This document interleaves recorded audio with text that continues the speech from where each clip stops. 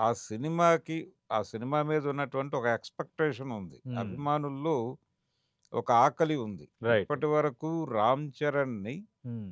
Proper వేలో project చేయట్లేదు అనేటువంటి ఒక చిరాకుంది ఆళ్ళకి. ఓకే. అంటే 'ట్రిబుల్ ఆర్' తర్వాత వచ్చినటువంటి వరుస హ్మ్. అపజయాల తాలూకా అవును. గొడవ.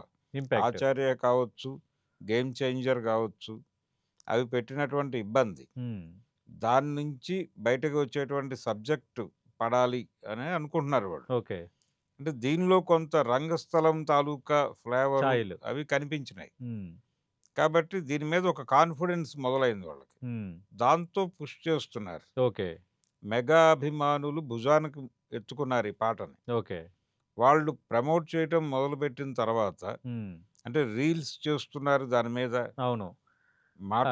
డాన్స్ మాట్లాడుతున్నారు. కూడా కొంచెం బాగా ట్రెండింగ్‌లో ఉంది. అవును. హ్మ్. 'జానీ మాస్టర్' సిగ్నేచర్ స్టెప్స్ ఉన్నాయి దానిలో. అవును. రెండోది 'రామ్ చరణ్' కనిపించిన పద్ధతి. హ్మ్.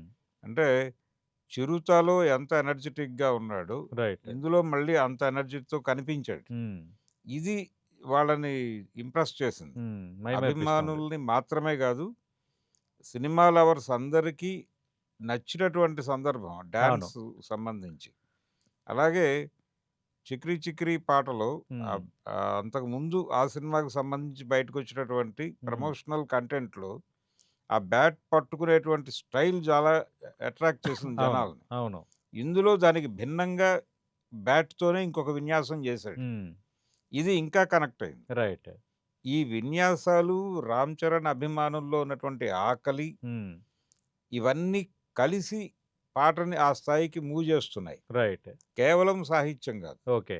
మనం కంపారిటివ్‌గా వెడితే హ్మ్.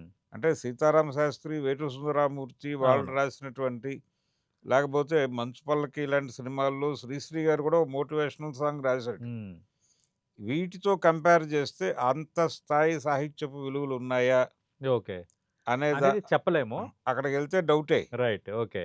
రెండోది ఇక్కడ 'అనంత శ్రీరాము' ఇటీవల కాలంలోనే 'రహమాన్' మీద కొంచెం నెగెటివ్‌గా మాట్లాడున్నాడు. హ్మ్. కానీ మళ్ళీ కలిసి పనిచేశారు. అవును. 'రెహమానే' సాంగ్ పాడడం అనేది 'రెహమాన్' పాడటము, ఈయన సాహిత్యము హ్మ్.